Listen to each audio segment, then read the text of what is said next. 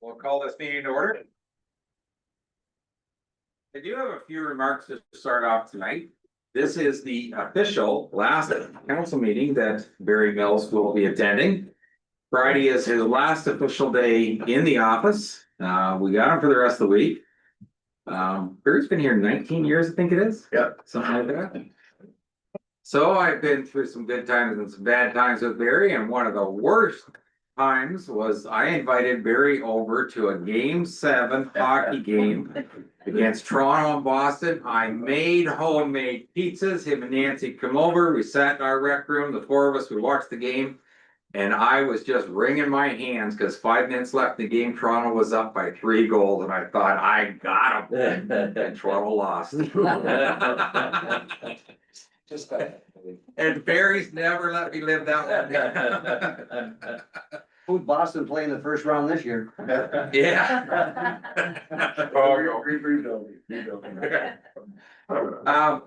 Barry, it is a shame that to see you go before me. But I do wish you well in your retirement. I did mention to Brad the other day that we've done this a couple times at county council over the 20-some years that I've been there, when we've had a director that was leaving at their last official meeting.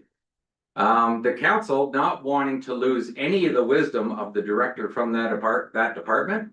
If you've got a question that affects any of the staff tonight, you could direct it to Barry to see if he's got an angle on how it should be answered. So we'll see what kind of response he can come back with, if you can word it appropriately for Public Works to get involved. He's got a book. Thanks. Just goes through that book. If I could say something to this council and past councils, I thank all of you guys for the support that you've given Public Works in our endeavors for not only recognizing staff and what they do, but the projects that we've done in Huron East. I think that's what I'm extremely proud of, is not the staff's projects, but also the major projects like the Green Bridge, Vanastra tank, I'll call it. I haven't got the name for it. Brussels Main Street, Seaforth Main Street, Connecting Link. Now the Connecting Link going this way. These are great projects. Re-rating the sewage treatment plant, the wells out at Seaforth here, the 3 that went in there. Those are major projects that you allowed us to manage it, and I think they were successful. And I think you guys have done a great job in taking the municipality forward. I think we're leaving it in a better place than we found it. Barry, on behalf of all of council and the ratepayers of Huron East, want to congratulate you for the time you've put in, and thank you very much.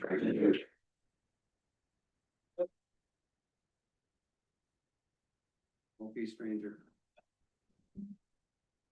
For our land acknowledgement, we would like to acknowledge that the land we stand upon today is the traditional territory of the Anishinaabe, the Haudenosaunee, and the Neutral peoples. Can I get a mover and a seconder for confirmation of the agenda, please? Moved by Councillor Wilby, second by Councillor Dalton. Oh, sorry, deal. My mistake. That the agenda for the regular meeting of council dated May 27, 2025 be adopted as circulated. All those in favor? She's got an advantage. She's been here for the last hour and a half. Is there any disclosure of pecuniary interest from any member of council this evening for anything on the agenda? Seeing none. Can I get a mover and a seconder for the minutes of the previous meeting? Moved by Councillor Chartrand, second by Councillor Morrison, that the council of the municipality of Huron East approve the following council meeting minutes as circulated. That's the regular meeting of May 13th, 2025. Are there any comments or questions on those minutes? All those in favor? And motion carries. We have a number of items on the consent agenda. Are there any requests to remove any of those items for discussion? Councillor Chartrand. Yes, I'd like to pull 6.4 and support them on the opposition to the strong mayor powers. Okay. And Councillor Fisher. Thank you, Mr. Mayor. I think it's 6.6, the one about Act 5 that the province is jamming down our throats. 6.7. 6.7, thank you. Bill. Bill 5. Yeah. Do I have a seconder for the 6.4? Since we've already supported this a number of times, Deputy Mayor, all those in favor? Motion carries. And 6.7, do you have any comments on it, Bill, or Bob, or you just I want? just thoroughly disgusted with it. It's more and more of the provincial government becoming autocratic and taking away democracy from us. Do I have a seconder for that motion to support help development? All those in favor? Motion carries. If there are no other items to fold, did you have one, Brendan? No. I saw your hand going, so. Okay. That, it's like an auction. You move the bottom. Can I get a mover and a seconder for the motion to accept the rest? Moved by Jeff, seconded by Diane. That the consent agenda items, 6.1 to 611 be received for information with the exception of 6.4 and 6.7, which we have already dealt with. All those in favor? And motion carries. We are at 7.1. We have a delegation from Kelly Buchanan, Executive Director for the Huron Community Family Health Team, with an update. So I will give. Kelly, if you can hear us, you can turn on your video. She is joining us virtually.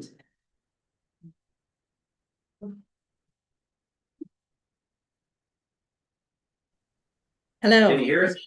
Yes, can you hear me okay? You can. Thank you very much. Yeah, no- Welcome to the meeting, and I'm have been informed that you've got some good information to update the council with, so I will just turn this over to you at this point. Okay, great. I just want to make a clarification that I am no longer the executive director of the family health team, as I have retired. I do work though for the physician group, and I will continue to do that. So just for the notes, I'm not sure where that needs to be noted, but tonight I think what we're talking about is regarding the physician group, was my understanding, which is why I will carry on. And I just wanted to let you know that we have indeed secured one physician for the 2 spots that we have vacating at the end of August. We already have secured one. And the doctor is a Practice Ready Ontario physician that'll be coming to the area. She'll be mentored by Dr. Percival and Dr. Gavsey. So our initial push for recruitment has already gone very well, and now we're looking for that second spot. Is there anything else you wanted to add at this time, or? I don't think so, other than just as an update for regarding Brussels. We will be staying in Brussels for the time being as well. Like now that we've secured that one spot, we're feeling confident about carrying on with Brussels. We're right now in a bit of a staffing crunch at the moment, but we're working through that. We've done some hiring. I believe as of today, they've done some, and they have some interviews carrying on for the rest of the week. So hoping to be back in Brussels very soon. Are you anticipating someone will be back in Brussels by the time this new doctor is on board? That's what we're hoping for. That's the goal, the expectation right now. Right, okay, thank you. Councillor Chartrand. Yes, how are you doing with interviews for the second doctor? Yeah, we've had 2 interviews right now. We're just waiting for their decisions. One is much more interested in the practice of Heather Percival, if should she retire, then a new practice. The other one was looking for a new practice. So we have done initial discussions with them, and now we're just waiting for further appointment times that we can all get together to continue those discussions. Based on that, we could have a second doctor here shortly. That's right.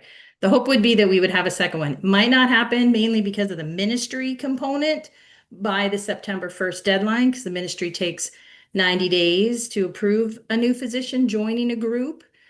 So I think that was the ask perhaps of, and I'm not sure if this is the place, but that the physicians had requested that should we not have a second physician ready to go for September 1st, if we could have 6 months on that rent relief for the one empty pod for that time.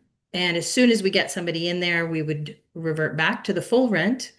And we're just wondering if that's something that could be considered. Okay, I do believe there is something on the agenda for council to have a discussion later on. There was only one question I wanted to raise and get clarification on, Kelly. Earlier in the year, when we met with a number of the doctors and yourself for, I'm not sure if it was 1 or 2 meetings here, I thought the actual conversation did come up about the fact that if 2 doctors were leaving, that the other doctors would be responsible for covering those costs. And I thought at that time they had indicated that they were aware of that and they were willing to take on that responsibility as long as things had gone in the direction they wanted to. Can you confirm that that was a discussion that we had at the time? Yes, it was, but it was just, again, it's only an ask, knowing that has successful, that we've already been, that if you'd be willing to give that extra time for them to continue with the recruitment component, that would be awesome. If the answer is no, that's okay too. They're fully aware that that's a possibility. That was just the ask if that was possible. In our conversations regarding the lease, we brought that up. That was, of course, well after the discussions with yourself and the physicians, was when we broached that with Jessica, if that was something that could potentially be a consideration. Just mainly, the biggest gap for us is the ministry, the time it takes to register a new physician with the group. So we could have somebody by September, but then it takes 3 months to get them attached to the group and then paying into those expenses. So that's why they've just asked. And again, if they were to be successful, as soon as they were successful, just like we did with this brand new physician, I let Jessica know right away that we were successful. This physician is joining our group. And so the ask that we had briefly spoke about in the context of the lease would be only for the one pod. Okay, I really do appreciate that information and certainly want to say thank you to the doctors or whoever's involved in doing the recruiting, that they managed to already have one person lined up to be joining. We're very happy to hear that things are moving in the right direction. So council will have the discussion later this evening, and that information is very helpful with us moving forward. So thank you for that. No Yes, problem. John.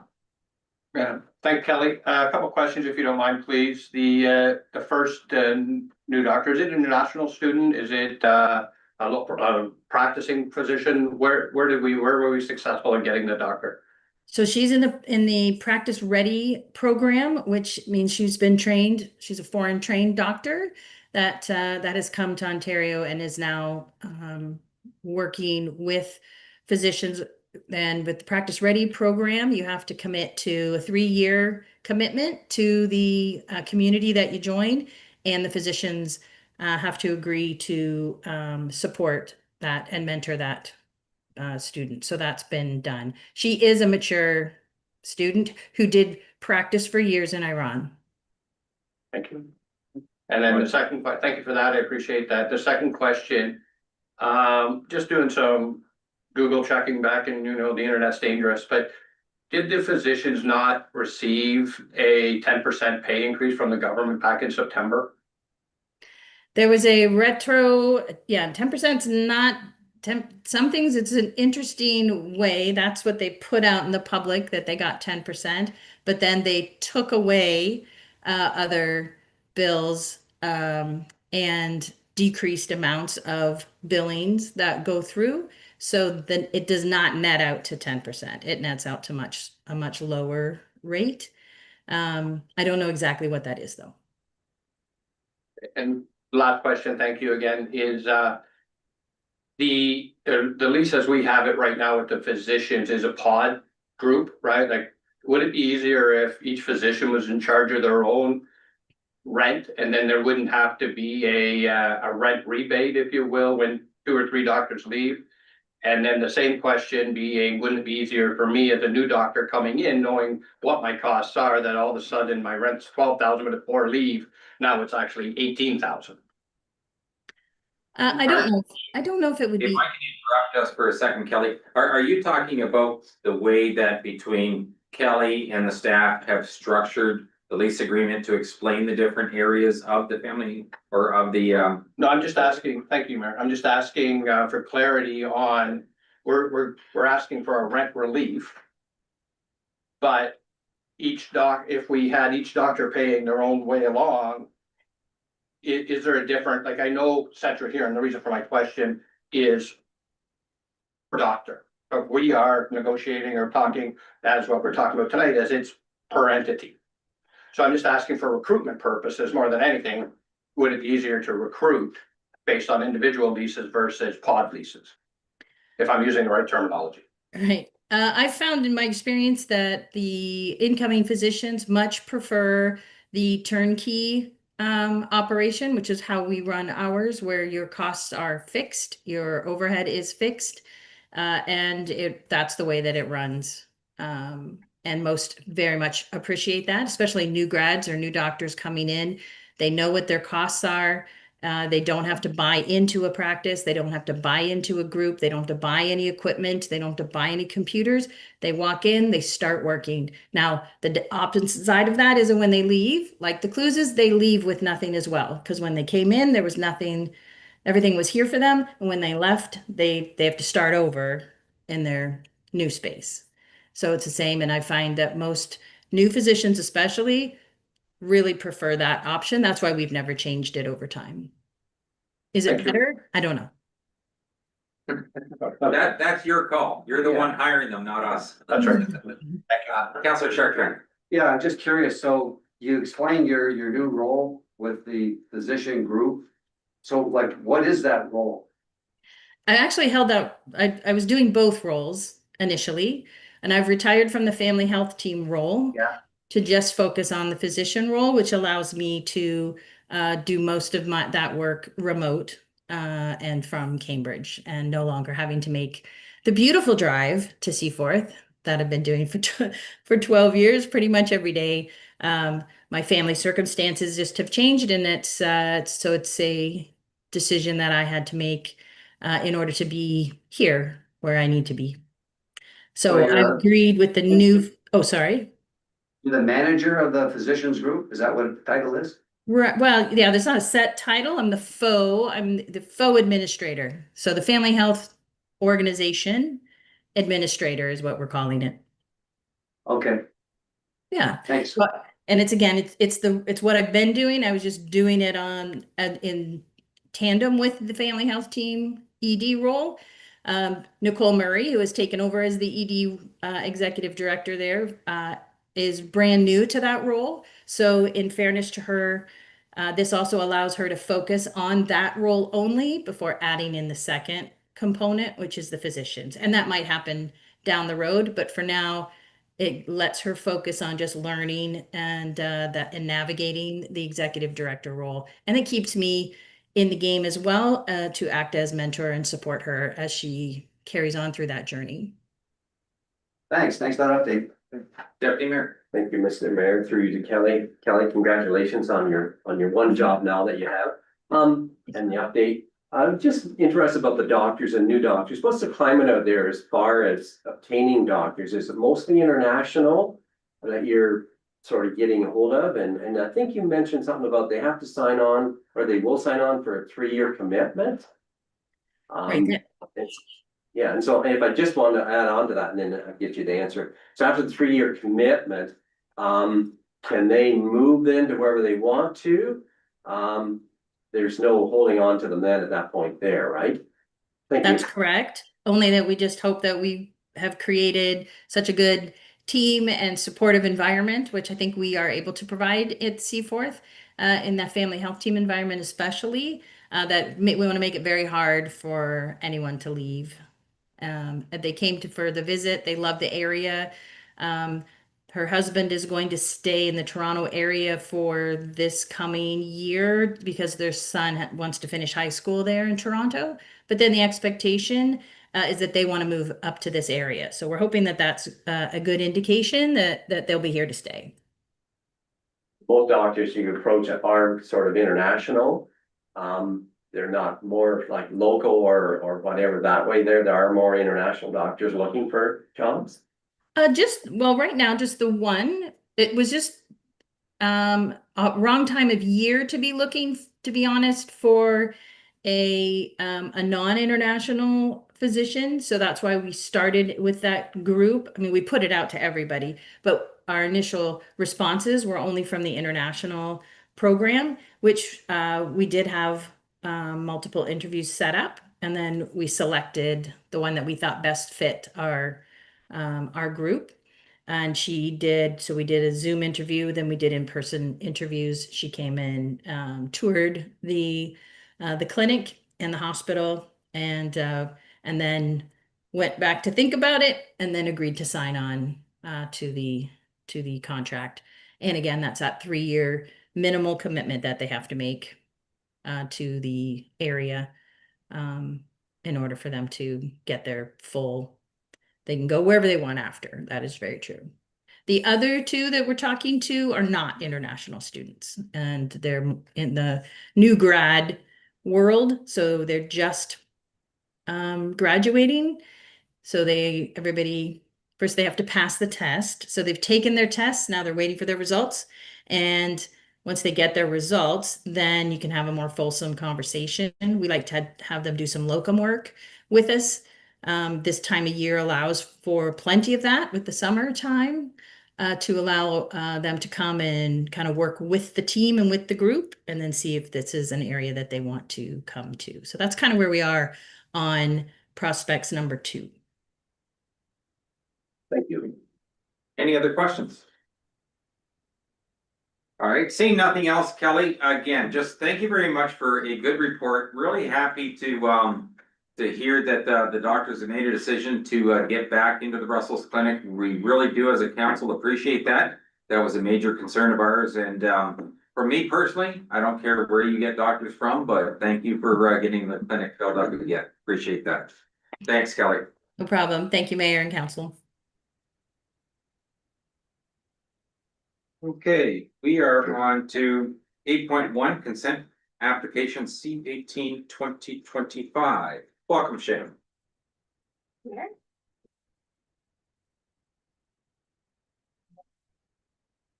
So this is just a brief presentation on consent application C18 2025. The subject property is at 8385318 Molesworth Line, and the owner and applicant is Grant Martin. Slide please. So the purpose of this application is to create a new agricultural lot. The proposed severed land is approximately 125 acres in size and contains a house, storage shed, and vacant agricultural land. And the proposed retained land is approximately 250 acres in size and also contains a house, shed, pole barn, and vacant agricultural land. There's just an aerial image of the proposed severance here. So on the left-hand side is the proposed 125 acre severed parcel, and on the right is the proposed retained parcel. Next slide, please. So the entire property is zoned HE1 and natural environment in the zoning bylaw, and designated agriculture and natural environment in the opening plan.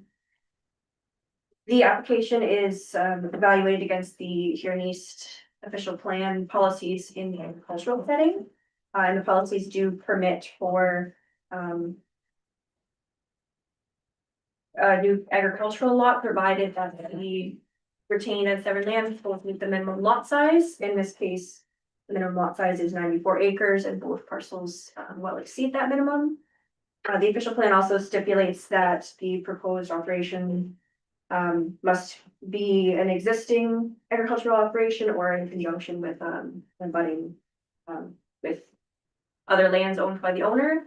Both parcels will be maintained for agricultural operations, and no changes are proposed there. And both parcels are appropriate size for the type of agricultural use common in the area and maintain area for future flexibility and changes in the type of agricultural operations. No comments or concerns were received from staff, other agencies, or members of the public. Next slide, please. So just an image of the severance sketch here provided by the applicant. So just shows a little bit more detail where the existing residences are on each parcel. And some of the other servicing features, septic bed and well associated with each of those. Next slide.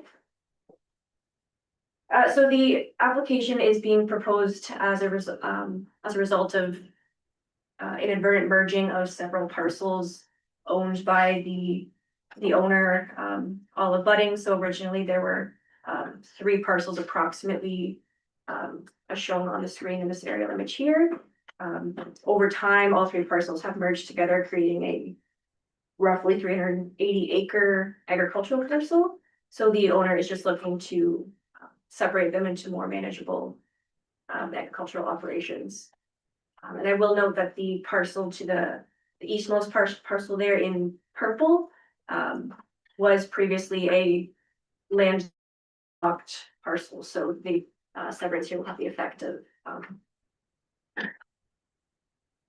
not landlocking this parcel. Next slide, please. Just a couple site photos. So here is the severed parcel and the existing house and barn on the severed parcel. And next slide. And then same thing for the retained parcel. So the existing residence and then shed on that property and the vacant farmland. And next slide. So as the application is consistent with the PPS, conforms to the Huron East and Huron County official plans and complies with the Huron East zoning bylaw, application C18/2025 is recommended for approval with the attached conditions. And that'd be a pretty questions on that. Any questions of council? Deputy Mayor? Actually, Mr. Mayor, if I can through you back to Public Works, Barry Mills. I usually have to tell Barry where the north is. So I was just wondering, Barry, and I should have let you know ahead of time, this severance, it abuts onto Roland Road running north or running east and west. Do you see any issues with graveling in the future with this severance? With the road itself, we try to maintain all the roads to the minimum level, their level of service. So they can come back, I can pretty well say anything you want, right? That's right, that's right. I was hoping for that. The only thing I noticed to say earlier was I thought maybe this was mostly a floodplain type of area, but I have seen our road in the past flood on both sides up Roland Road. Exactly. But the road was always above the floodplain. Yeah. It's not against the. Yeah, with future or past work that you've done on that road, certainly has helped that because it did flood, to use the floodplain that, so. Good job there. Sorry, Barry, to put you on the spot. I had to do it one more time. Fair enough.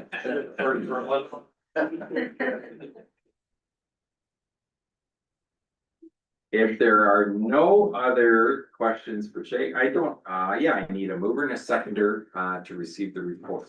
Moved by Deputy Mayor, second by, Councillor Deal. That the council of the municipality of Huron East acknowledge the report of Huron County Planner Shay Stahl dated May 22nd, 2025, and has no objection to the consent application C18/2025, provided the conditions as outlined in the planning report are met. All those in favor? And motion carries. Thank you, Shay. Municipal drains, the Rost, am I pronouncing that correct? Rost Municipal Drain Improvement Request. Welcome again. Rehorst, is that how it's pronounced? Okay. You are right, Mr. Mayor. And the ST. Go ahead, Ken. Yes, I'd just like to say to council, we were out on site with the landowner and drainage contractor on May the 9th to discuss issues that are going on with the Rehorse drain.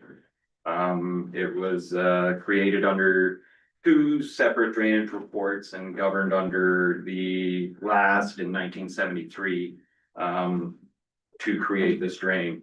The 1964 drainage scheme is failing due to a few different issues being a small drainage coefficient back in the day, 1967 standards, and with, some of the shallow installations that also went along with the current, designs of that time as well. So being as it's about a 60-year-old drain, the branch B is failing due to plugged tree roots, due to, the lack of maintenance that has been done on the drain, along with, maybe some of the farming practices that have happened with the previous landowners, not requesting maintenance and keeping things tidied up. So that has also, caused, branch D and E, to also come into failure, which were both, created under the same design in 1964. So,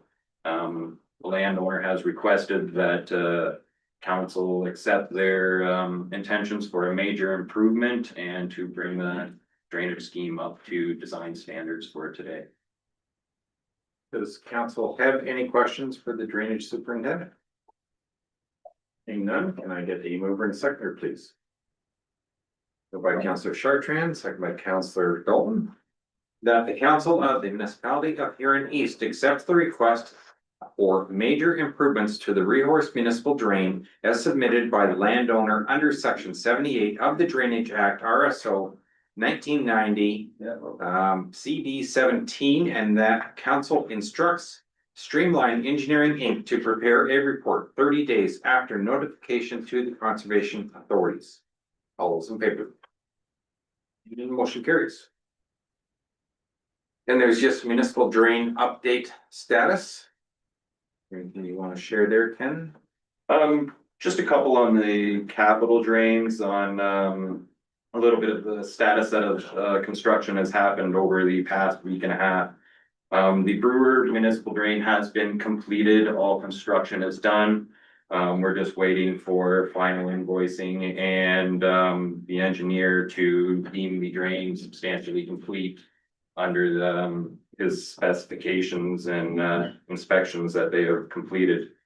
The Holland Municipal Drain, we were out on May 15th to, have a pre-construction meeting. The installation of that drain is going along quite well.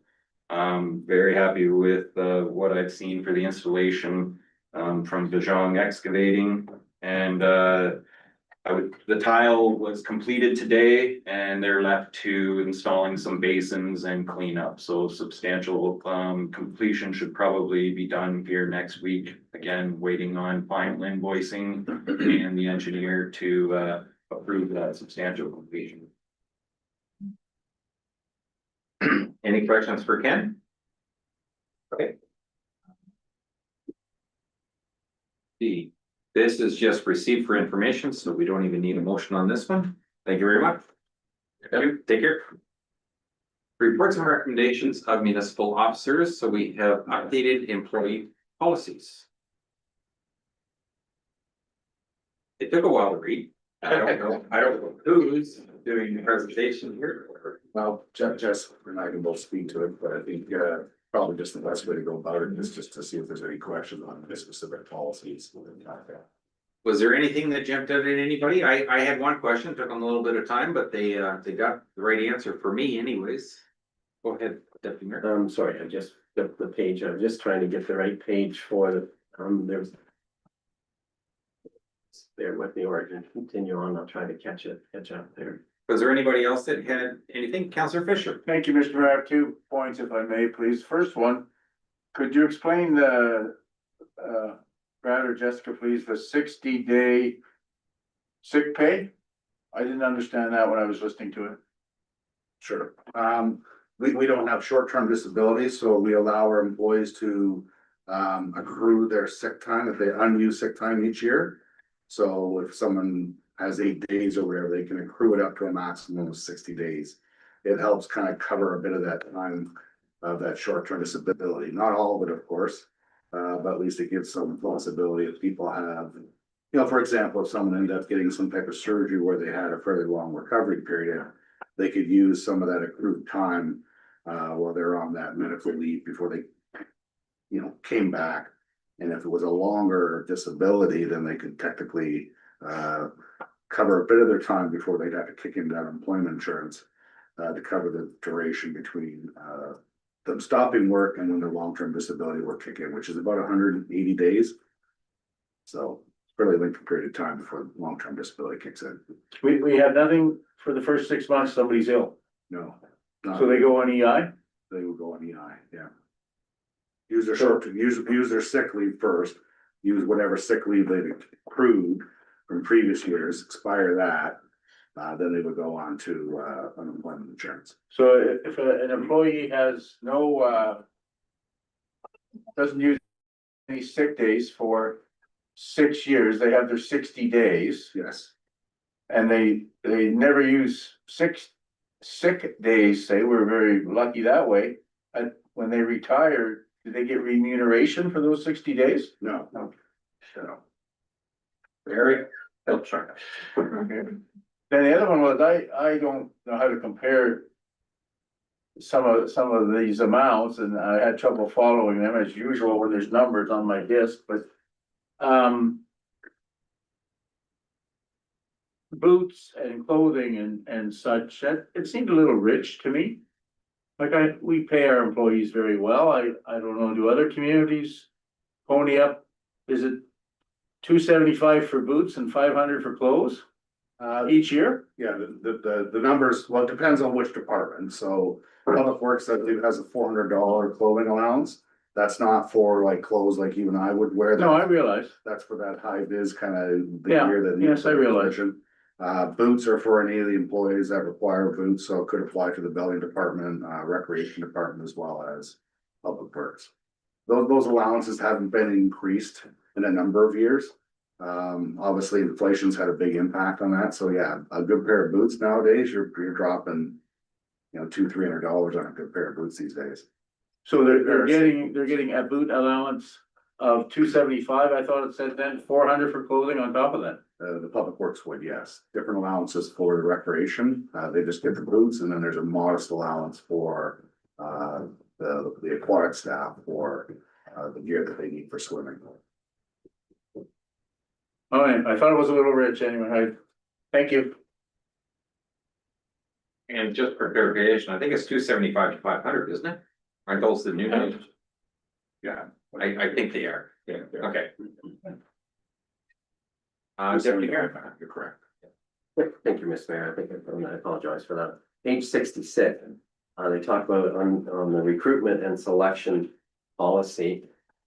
In the section called creation of a new full-time position, third paragraph or bullet point down, it says the CEO has authority to appoint an internal candidate to a vacant or newly created position without an internal or external posting. Yes. I just had a problem with that, that's all. Okay.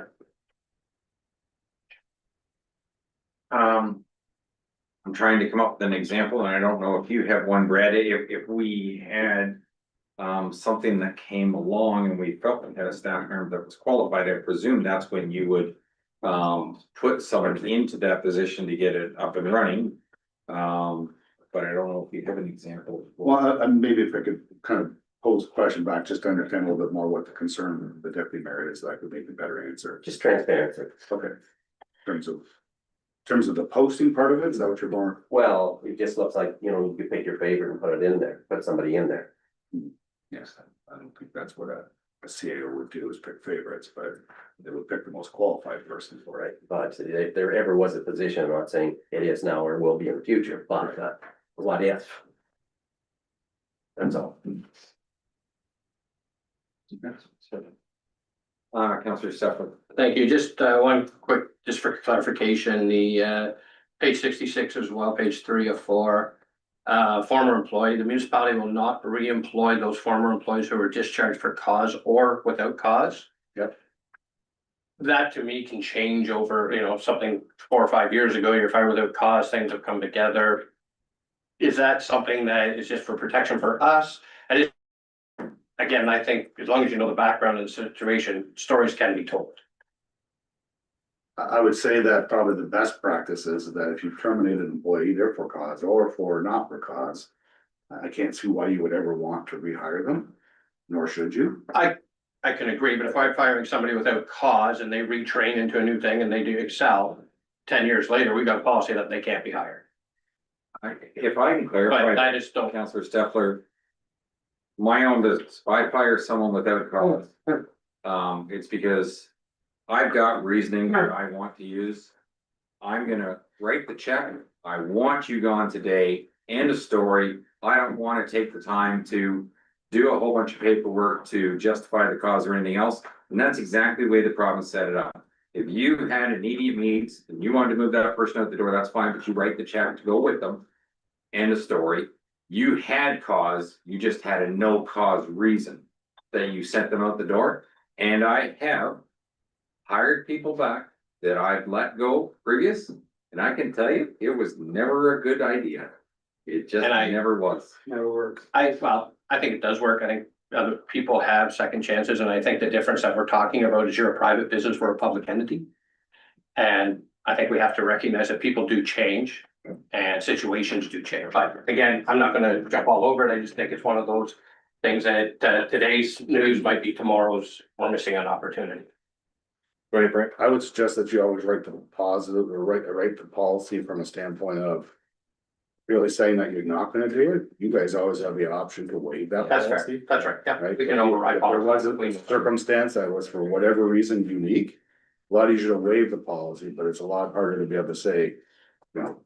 Well, we're not gonna do that because of this, but if it's in the policy, we can defend ourselves a little bit. Thank you. That's fair. Like just for an example, just to pick some random employee, if Barry had fired somebody a few years ago. And for whatever reason, that person came back and pled the case to Barry, explained the fact that he was in a better position. Barry could have the conversation with the CAO. The question could be presented to council for council to have that decision. And then we could either give Barry the thumbs up, thumbs down, whatever, and move on from there. That's fair. So again, the policy, you know, that is irrelevant. We can either go above it or beyond it anyway. Are there any other questions from reviewing the policies? Thank you for upgrading. That's good. I only had one question, and they did, it took a little bit of time for Jess to get to the bottom of it, but she answered it the way I hoped it was gonna be answered. There was one where it talked about if you, were serving jury duty and you got a stipend, from that, that you got your full pay, but the stipend came back to the municipality. So there's no double dipping, which was appropriate. The only one that, so the policy right after that one where it talked about, if you were, working at a polling station. And I've known from the past that some of those employees do get paid for being there. And I thought the same thing was that if you were getting paid by the municipality, that you should have to give whatever that payment is from the polling station back because you're collecting a full paycheck. But Jess dug a little deeper, and the only way you actually get those positions are if you're taking a personal day off. So you're not double dipping at any point. So I was certainly very happy with that answer on that. You ever been on jury duty? $20. I have, I know, I said that to Brad, I said, you get like $25 a day. Yeah, I think the doctor gets maybe 100 if they show, but everybody else gets not about it. And I understand that point of it, Larry, but there's two ways to look at it from the public's point of view. If you owned the hardware store across the road and you were stuck on jury duty, there's nobody supplying a paycheck to you. If you're a public employee and you still get your paycheck while you're serving that, the last thing that should get is a bonus on top of that extra $25 a day, at least compensate the municipality back since you're getting a full paycheck. That's fair to the public. Definitely disagree with you. Okay, that'd be a first. I just think, yeah, the number, I mean, I could understand if they're paying you your pay and then you're getting your pay the other side, that's one thing, but. Right. Yeah, jury duty isn't, you're not gonna get rich up, but they do pay for your parking. In case you get ticked.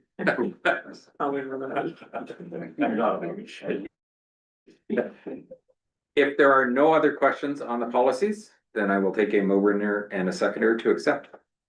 Moved by Jeff, second by Brenda. Sure. Yeah. Well, you're both down that side and nobody on this side ever raised their hand. Jeff did this time. Okay.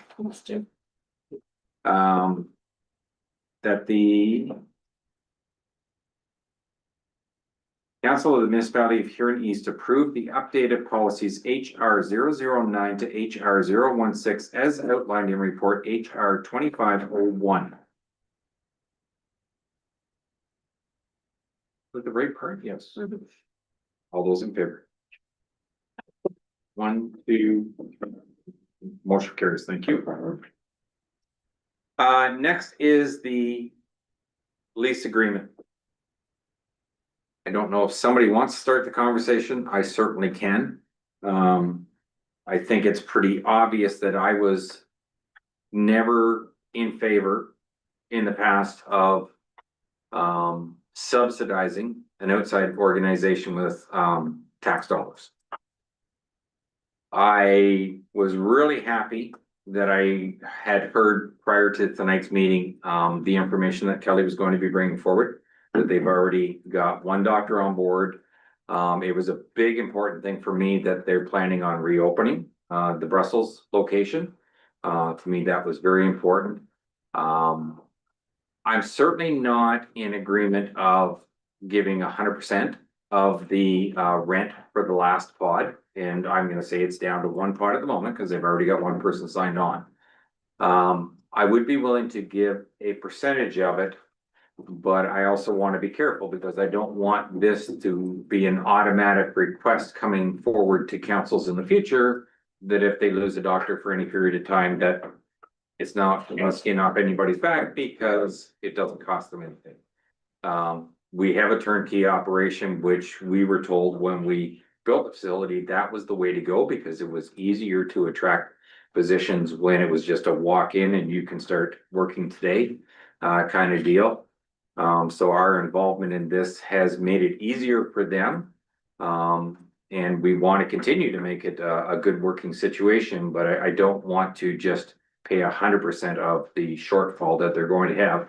And I really did appreciate the fact that Kelly confirmed that was the conversation. I'd have been sitting here right now giving a different speech if I had pushback on that, if that hadn't been confirmed. But the fact that there was a good response there acknowledging the conversation we had, I'm certainly a little more open to doing something. That's my position. No, leave it to council. Councillor Chartrand. Yeah, in the report, where does it say, so what does one pod cost? What is the rent? So one pod would be about $1,000 and $1,030 A month, plus HST per month. per Yeah, month, yeah. so, and $1,000 a month, So it's about just over 6,000 for 6 months for relief of one doctor. divided by 5 doctors is how much? Well, that's times 5 doctors then, because that's per doctor. No, but if the other 5 doctors were, as they said originally, they were gonna pay for the pods. Now you're asking the person who doesn't do math, do quick math. It'll cost each of the doctors just over $200. $200 a month. Each. And they're only maybe a few months away from the final doctor, how it worked. Yeah, I just wondered how much one pod costs, because it did have that in the report. Yeah, roughly $1,000 and $1,030 a month. Councillor Deal. I questioned on whether they lost funding. Did anybody ever find that out, if they were losing funding with those doctors missing? Not as far as we're aware, are they losing funding? That was their funding. We don't know about losing any funding. I guess I should have asked Kelly that when she was. I can speak sort of a bit about it, like, so the doctors get their funding through their billing process, so it's. Mhm. So I think in terms of how they get funded and based upon the FHO, I understand it, and how it operates. And the same with the family health, so their funding is based upon the FHO, not on a per doctor basis, does that help? Okay, I didn't know whether, like, they got, this lump sum for the 5 of them. So if they're still short, they're gonna lose that. 4/5 of the. yeah, Of the funding. Yeah, not that I'm aware of, but. All I know is we were asked to kind of break it out in terms of what would be covered by the FHT and the physicians, because the FHT is what gets that set amount by the province. okay, And so they can manage that, and then if it's the rent from the physicians is a different bucket, because they're structure operates a bit different than what the FHT does. Yeah, it was the provincial or whatever, that money that I didn't know whether it kind of left with the doctors type thing. So I think it's part of their agreement. Councilor McGrath. How's our rental, compare with other family health teams and stuff? Say, Huntington, Central Urine and whatever, have we ever checked into that? Or- I know it's a icy road because the fact of the matter is, I know some things are municipality funded 100% on most of this, that, and the other thing, but I guess my concern is she did say that if they didn't get it, it wasn't a big deal. She did say that in her conversation. Mhm. And we have actually given the doctors pretty much everything they wanted. They wanted the deal squashed that we had before. We squashed that. And we've done everything else that we can. And we've been asked, and I mean, we've got to come to a point where we have to say, no, that's it. We give, because it seems like when you smell blood, they just want more blood. And at the end of the day, unfortunately, the other side of the coin is they are in the driver's seat. Like, I mean, could get cranky and that side of it, but I would say that we don't give them the water rental.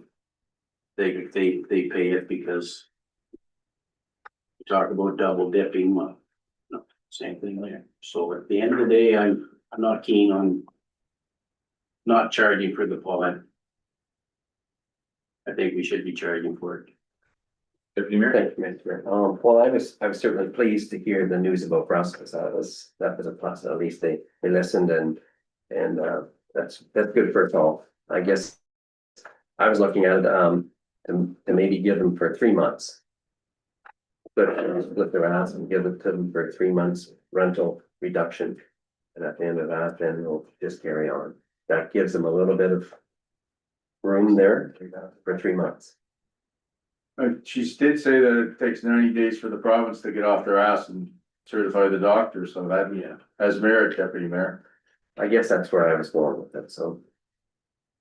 The part of the problem is we're not 100% sure of the fact, because even if it takes 90 days for the doctor to be certified, if the province's contract with the facility itself hasn't changed, the province is still paying 100% of the rent as they always did, no matter how many doctors are there.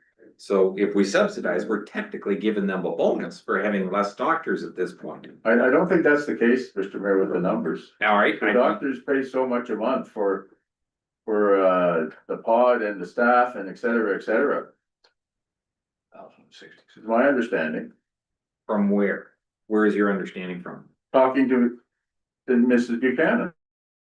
Okay, and I'm not disputing that that's the way the doctors get billed, but the doctors' funding, if I understood it correctly, is they get paid based on the services they provide.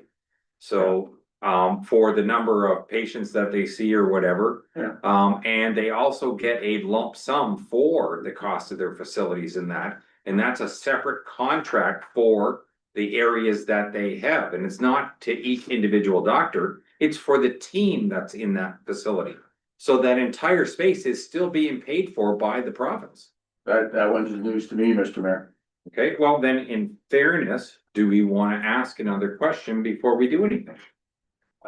Should. I think it's fair too. Okay, Councilor Stefan. Yeah, and like there's three things basically, and I think everybody knows how I feel, and we've talked about it before, but the Cluses didn't leave, they were asked to. The doctors, we sat in the meeting and they said they were going to compensate for those spaces regardless, that's it. They've got a 10% raise back in September according to the province on a good thing.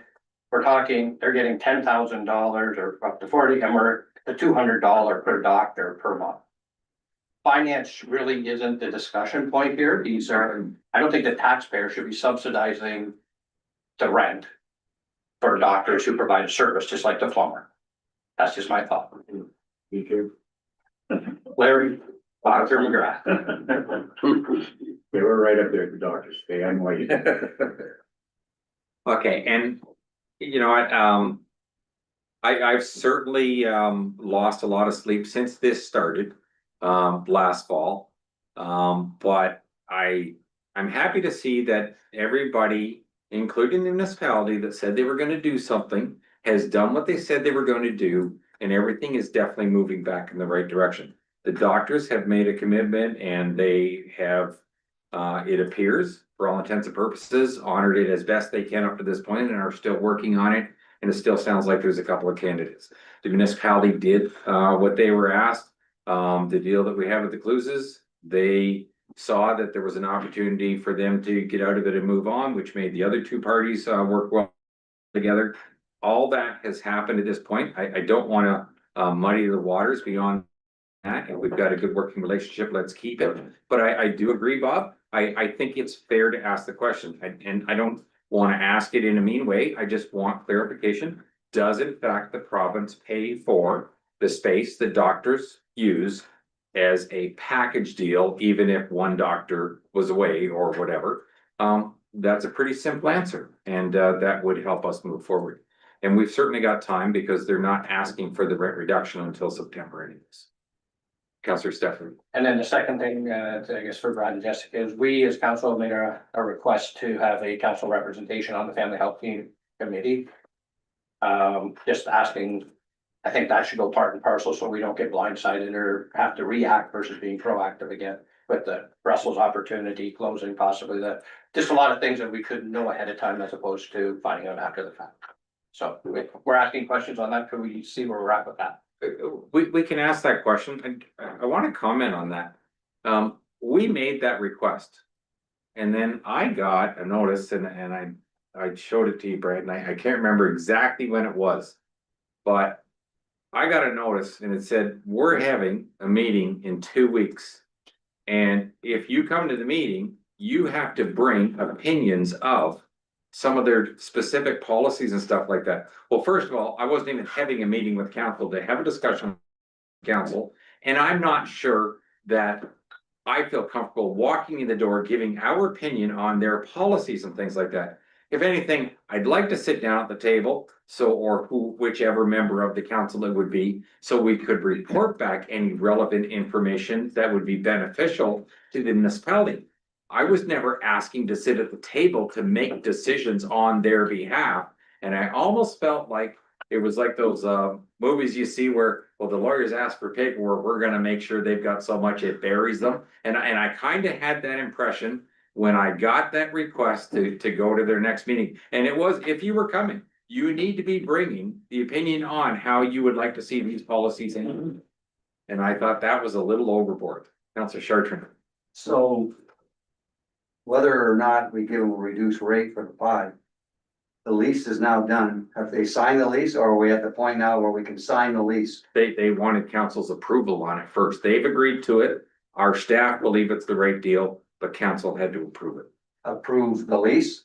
Approve the agreement, yes. This motion on the report is just for the lease as written for the 1 year. It doesn't address the relief. It would come as an amendment on whatever decision council makes on that. So we can go ahead and we can approve the lease. Yes, Are we go ahead. Are we comfortable? And again, I trust staff and, approving the lease, but does the amount 20,000 plus HST affect any of our conversations we're gonna have? No. I don't think so. No. I'm just, okay, thank you. So if council's fine with this, what do we do? Do we call it a table?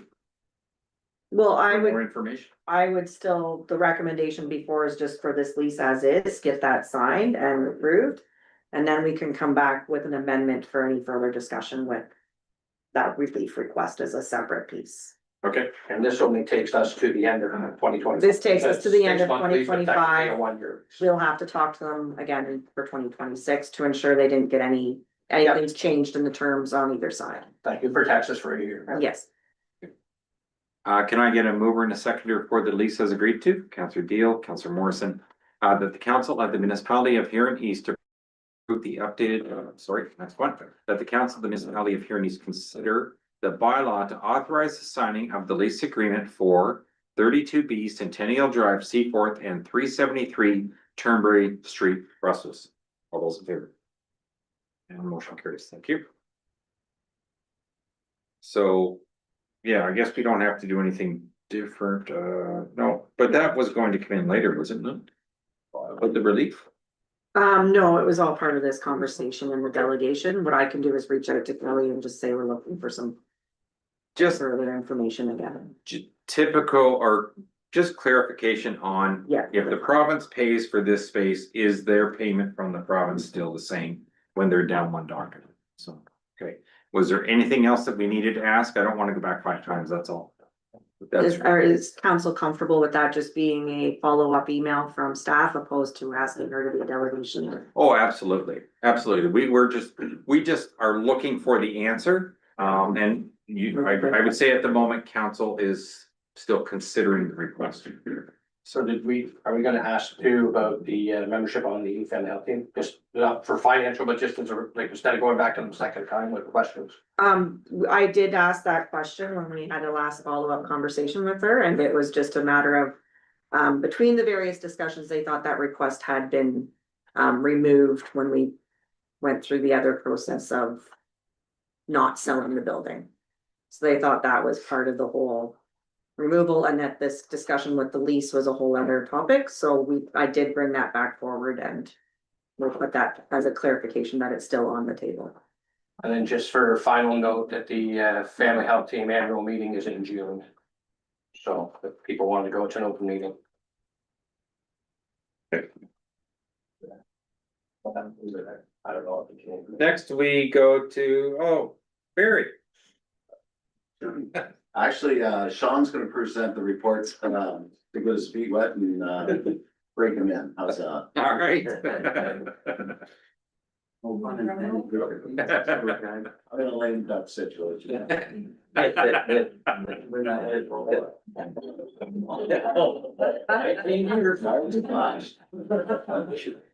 Welcome, Sean. Thank you. We just passed it or asked the phone, so we need.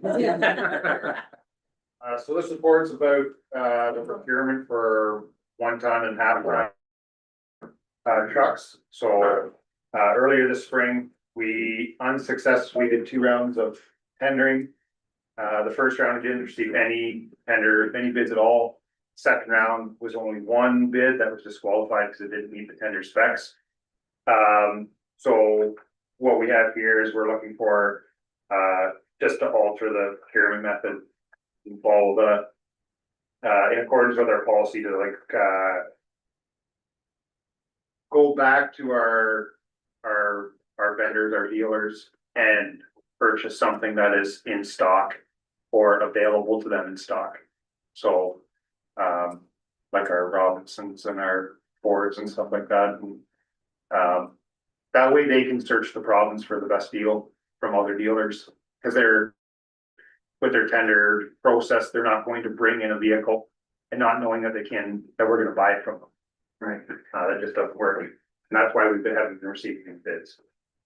So let's give us a chance to get some prices that'll get us a vehicle under or at our budget. As close as possible. Brenda. So these trucks, are they just trucks? We're not getting anything replaced in it, we're just looking at a truck. Like we have specifications for the 1 ton and a half ton. So what would that be like? What would be different about a half ton or a 1 ton? Well, That's what I would try. just like engine requirements, towing requirements, that sort of thing. And they don't For- come on for- a standard truck. For the most part, they're pretty Private truck. standard vehicles. Yeah, like that's what we're looking for, something like Oh, the dealers do have on the lot. Right. Deputy Mayor. Thank you, Mr. Mayor. Through you, Sean, I can understand your frustration with getting this. I just wanted, and this might be a stupid question, but I was gonna speak to it a little later in my report, but the county just bought 6 pickup trucks at their last meeting. Would it make any sense at all to call them out at the beginning of the year and say, hey, look, and I'm gonna be looking for a truck. Can I add one onto your list? Instead of county buying 6, county buy 7. We did get 3, no, it's not a lot, but we did get 3 vendors to put tenders in. So, and everybody, I mean, we had quite a conversation about that, but we did get 3 tenders, so we did. I just wonder, since sometimes we're gonna run into stuff like this, I wonder would it make sense, or call Central Huron and see how they doing and sort of,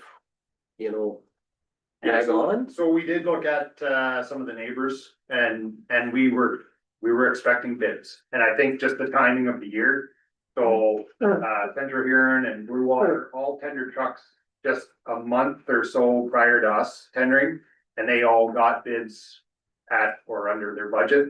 And then we tendered and got zero. Right. So we thought maybe there was some sort of fluke the first time, whether the dealers didn't get it or weren't paying attention or whatever, and then we're hoping for better results the second time and it's just duplicated. So when we reached back out to the dealers, this was the reason given, is that they can't, you know, Robinson's isn't gonna go and buy a vehicle from across the province and put it on the lot, lose the tender. Now they've got a truck sitting there that they can't do anything about it, and the manufacturers aren't making new trucks to sell to this market, so. Councillor Step. Yeah, and like, just when we opened the tender, Sean, and we were there, and I know you did make the effort and you called the different. Local dealers, and we have the one from Collingwood, right? Yeah. It was an outside, how did they come up with this, and local guy didn't, but. I think it's important that we look at this and keep it in our asset management plan. We spend a lot of time to do it, and if we defer them, well, then we're gonna make it a bigger problem in the next few years. So, I like this idea and going to see what's out there, and if we need it, we need it, and it's not gonna change. Sure. Yeah, and Deputy Mayor's right, and maybe the county was able to do it after the fact, but the fact that it was 6 pickup trucks maybe made a difference, so that's why. Dealers were a little hungry or willing, but the truth of the matter is, unfortunately, they weren't even in Huron County, the dealerships that responded to it. So, one was, yes, correct. I certainly understand and don't have a problem with it. My only question would be, is that how can we guarantee we're still protecting the taxpayer? If you go to Robinson's, that's fine. Are you going to check with any other GM lot in the county? Yes. Okay, so both will receive the same specs. They'll be aware of that. You'll also try, with a Ford dealership or Yeah. something like that. Yeah, we typically have about five different dealers that we go to that represent different brands. And they typically would bid on this truck. Okay. Just nobody did. Okay, all right. Anybody have any questions? Go ahead, John. Just one thing for clarity too, that the one company that did bid didn't meet spec either, right? So it's not like we didn't follow procedure, it just didn't meet what we were looking for. Great. So I think that's important. Can I get a mover and a seconder, please? Moved by Councillor Chartrand, second by Councillor Deal. That the council at the municipality of Huron East authorize the Public Works Department to source and purchase a stock 1 ton truck and a half-ton truck. One last question. We did have a budget figure. If we're close or under, I presume that's okay. At what point will this come back to council? When we have a recommendation for selection, Okay, that would be when. okay, And just for some clarity, that the approved budget price in the report that says $75,000 for the 1 ton, that is inaccurate. It's actually 92,700. good. That's good clarification. Talk for another hour.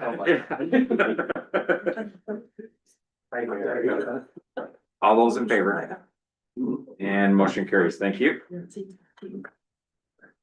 Brussels Area Waste Management.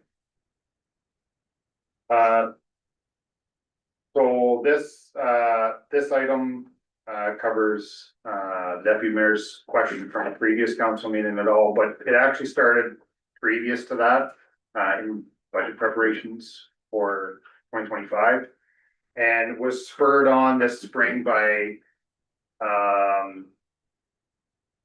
some contamination issues that were brought to light by Waste Management. And so as you can see from the report, the main culprit was the recycling service that we were offering in Brussels. We had 7 bins. They were badly misused for the most part.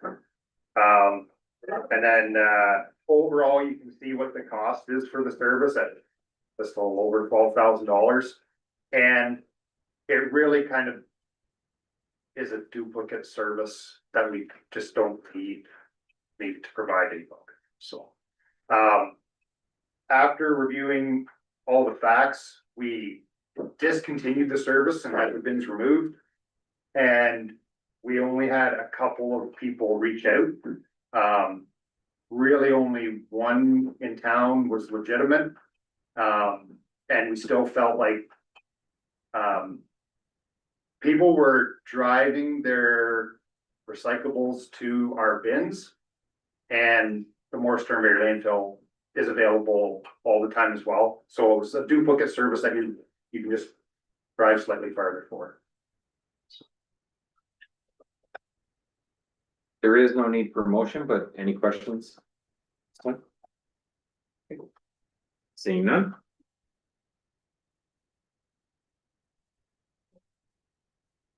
Thanks very much, Sean. The municipal grants, Vanastra Curling Club put in an interesting request. We need to make some sort of decision. We have a request and that request is for this business year, correct? Yeah. Who wants to start off the comments? Go ahead, Ray. Well, we've only used, I think, $7,500 so far, Denise, of our 25,000 budget. I cannot see us paying the whole bill of 15,000. Traditionally, we help our supporting groups by paying 50% of the cost. So I would be willing to only give them 50% of what they're asking for and let them fundraise the rest of it. I'm gonna respond to that, the fact that I think we do give that center a bit to begin with. I tried to compare it to other things.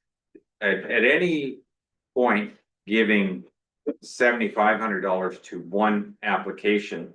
And I compare it to the one where we've got an organization that not only asked for $3,000, but donates a lot of service or money back into the community.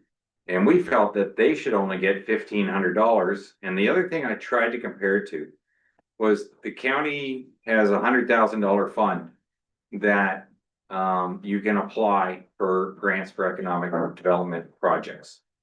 But the maximum, no matter what your project is gonna cost, was a maximum of 10,000 went to any area.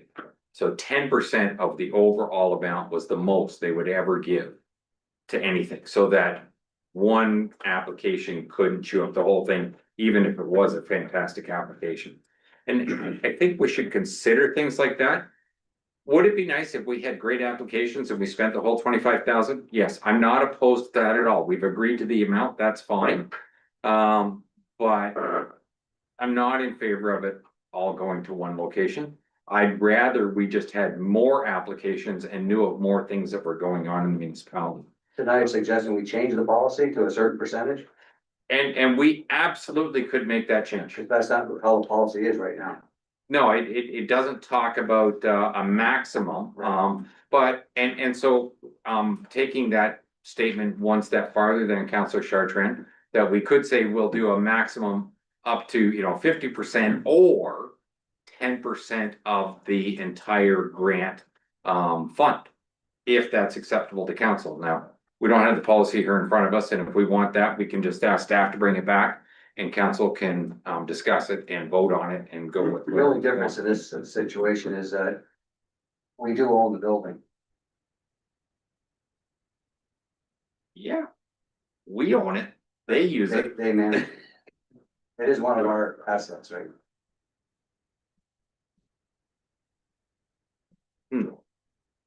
Any other comments? I would second Ray's motion. Go ahead, Jeff. Just a question, a purchase of this equipment, is that seen as a capital purchase or operational? From an accounting standpoint, I do believe anything over $5,000 is considered a capital at that point. Yes, but it would be their equipment. It's their purchase, it wouldn't be our asset. We own the building. That's right.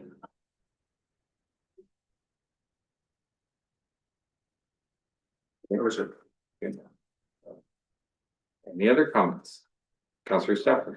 Yeah, on Councillor Chartrand's recommendation, Bob, I think Councillor Fisher seconded, but we don't know if they're fundraising, if they have the ability. Like, just to give them money, how are they gonna be able to fundraise that amount, or like, there's no sense issuing a check to them until they can show us that they've got the ability to actually fund the asset.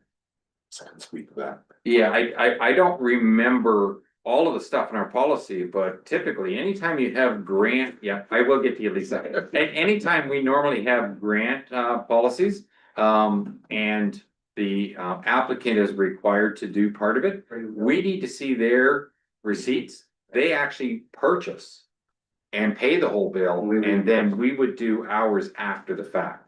We would never write them the check ahead of time. We asked them to, I think, for a larger purchase, we get the HST back, right? Isn't that why we wanted them to go through our organization? It's an option, Yeah. but if it goes through us, then we Like I have, remember when the service, We the have to own Optimus it and all that afterwards? were here, it's like, no, order it through us, so you get the HST back. but we have to own it after. Yeah, go ahead. That's be our. Lisa, I think you had it. Almost good.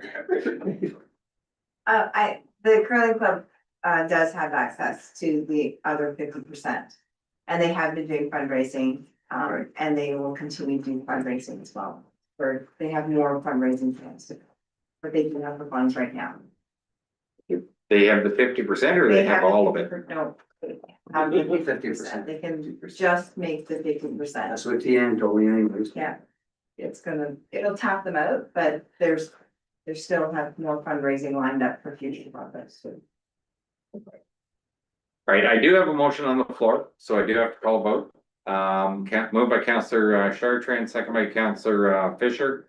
That we do grant them 50% of their request, which would be $7,500, which I still find a little excessive because that was more than 50% of the cost of the machine. That just had some of the taxes and stuff included in there, which seems a little high to me, but anyways, I will call the vote. Those in favor of granting the 7,500. Those opposed? And motion's defeated. Now, please, 3-8. thank you. I still don't mind an organization that comes and wants. Would council be willing to entertain my motion of the up to 10% of our grant policy, which would be $2,500?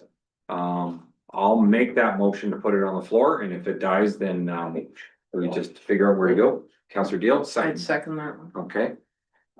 So is there any discussion on this one? So I'm suggesting we do a maximum of 10% of the original grant policy, which would be $2,500. Councillor Steffer? Quick question, so, you know, if they're coming in at 75, they have 75, like Lisa mentioned. Well, now we're saying 25, do they have 12.5? Yeah. Right, so that's kind of going against what we can, like, again, I'm just saying they don't have that. So can we approve that if they don't meet that? We would notify, we're not gonna send them a check. We're gonna notify them that they could receive a grant of $2,500. It's up to them to whether it proceeds forward or not. If they don't do the purchase, we would not pay the 25.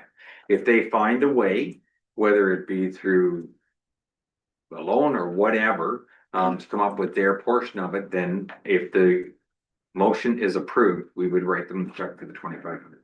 And I just want to be, again, we got a week, I just think it, Councilor Newell said, operational capital, that's our building, part of, we wouldn't raise money for anything in the Brussels Arena or Seaforth Arena or anything. This is our curling club that they're just renting from us. We have an obligation, probably keep that at the curling club. That's just my thought. Councillor Chartrand? If we are gonna do the 10%, then one of the things that we have to do is adjust our policy so that it's consistent across the board, not just for this one item. Agree. Councillor Fisher? This piece of equipment is pretty integral to the operation of the curling club. Correct. Right. By the way. And John, Councillor Steffer, it's a building we're renting. The fact that it's a curling club has nothing to do with us renting it. That's. No, again, but I They think if pay it's our, everything, they do everything, maintenance, expenses, et cetera, et cetera. so I think Bob or Councilor Fisher were agreeing, I think we're needing to keep that up to our rental agreement, if they're renting as a curling rink, we need to make sure that scraper that there in functional form. It shouldn't have went this long. Council or our, No, that should be part of our recreation budget. It's not part of our recreation budget. It's not, but. It's all them, it's all them. Everything in the building is all them. Okay, thank you. Yeah, you know, we're getting a little off topic, but it is something we can certainly discuss at a later date. So we do have a motion on the floor that we would grant up to $2,500 if in fact they go ahead with the purchase of a new scraper. As described in the request. All those in favor of the motion? Motion carries. I counted 6 in favor, Bob. Thank you.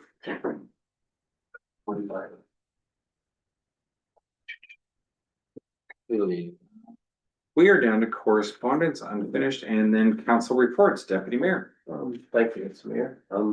We started our last county meeting with a number of awards given out to our paramedics that we have on staff. Some of the awards given out that day was for newborn delivery.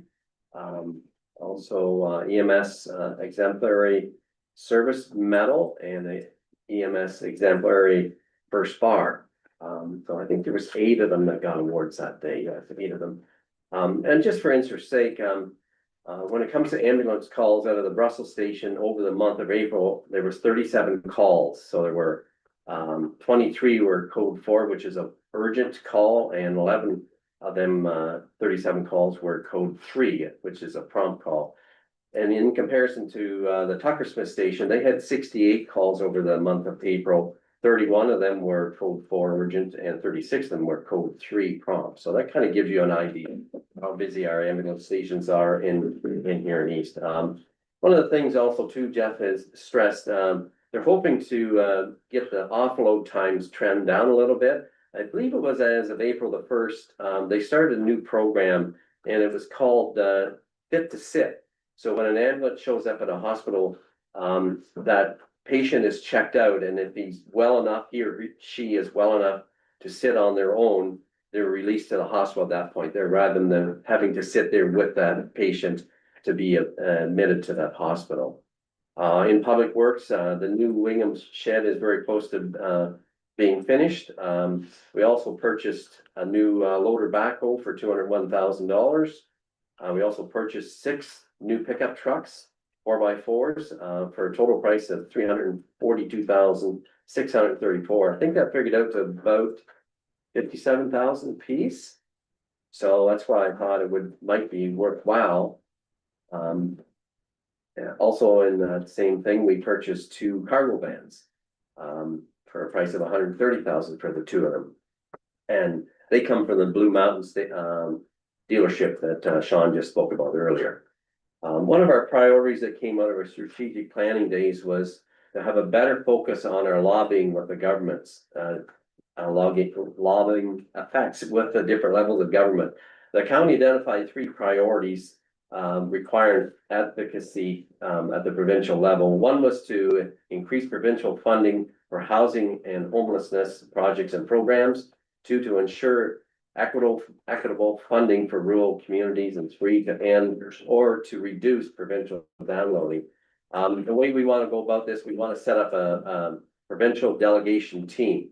So we have done that. On that team is Warden Heffer, Councillor Jim Dietrich, and the CO Mika Moore.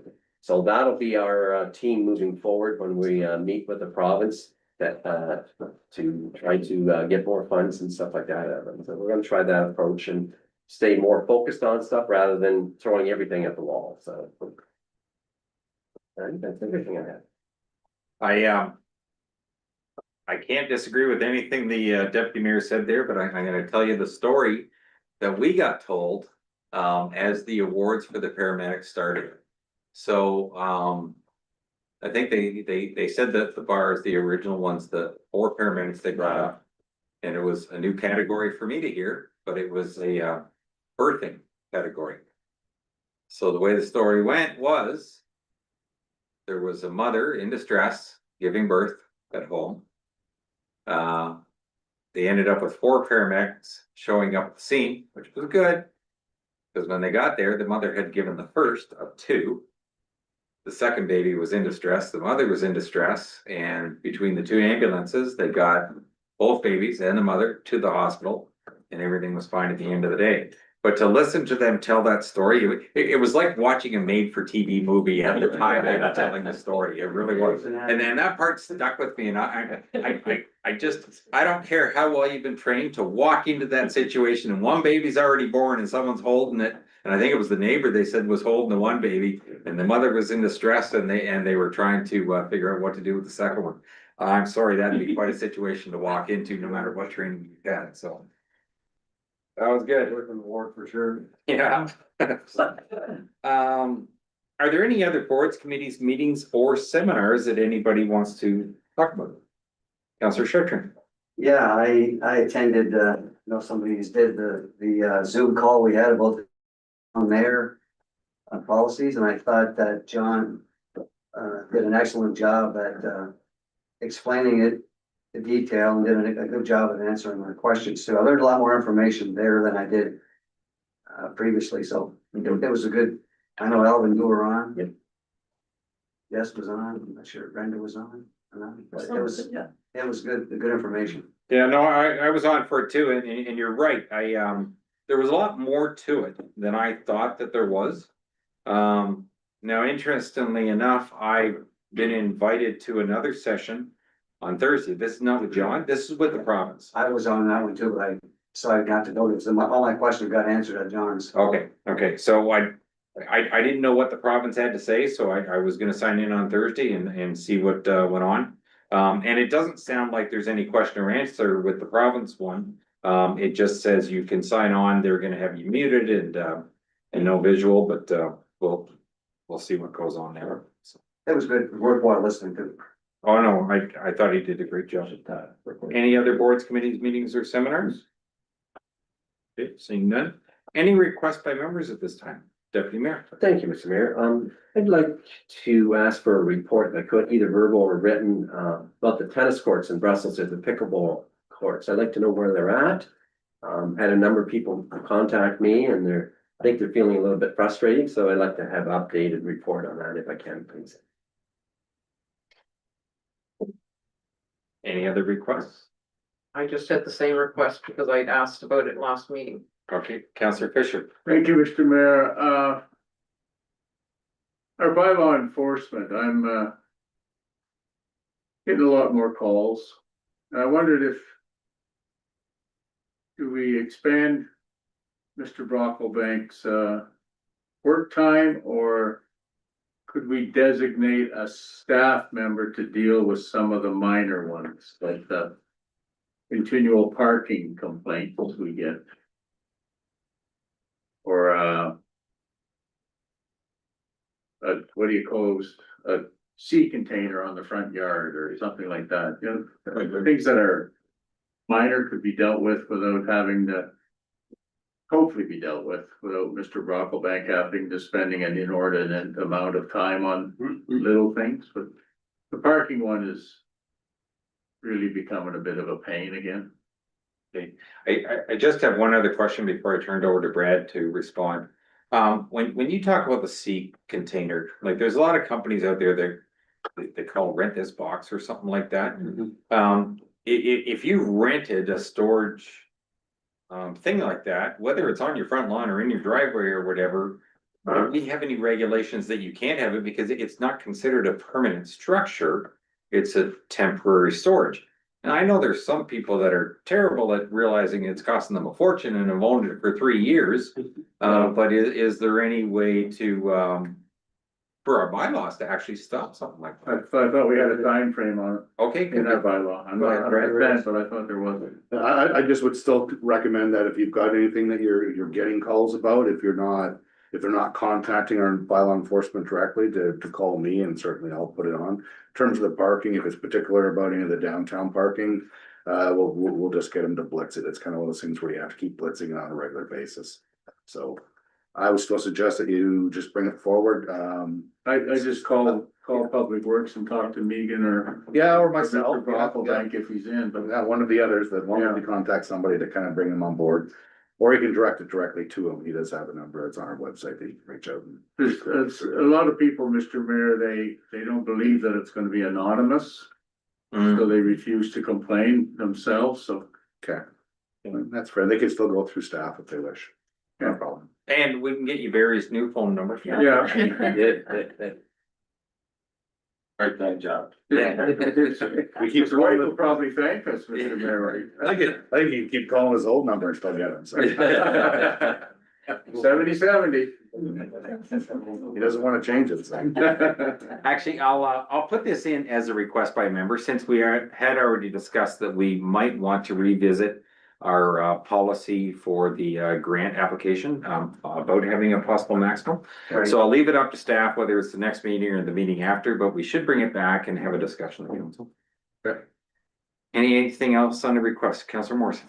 On the topic of bylaw enforcement, could we have a written report, information only, on the number of calls or situations that bylaw dealt with, say in 2024? Just statistics, don't need any specifics, just pure how many parking, how many animal enforcement.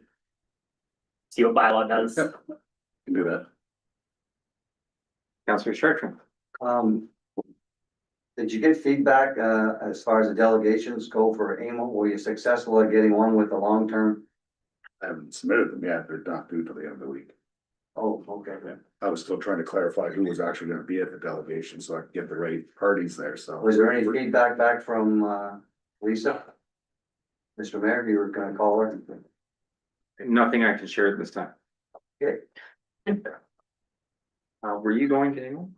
I wasn't, Okay, but I could. I wasn't either, but I could is what I told him to do too. But I'll put both your names and then I think it's Bob, Councilor Fisher and Councilor Dalton that are attending, so I'll put them on as the delegation. It's a lot easier to not show up than it is to add someone as a delegate. Okay. Okay, any notices of motion at this time? Seeing none, any announcements? Okay, we are down to bylaws. Can I get a mover and a seconder, please? Moved by Councilor Beal, second by Councilor Wilby.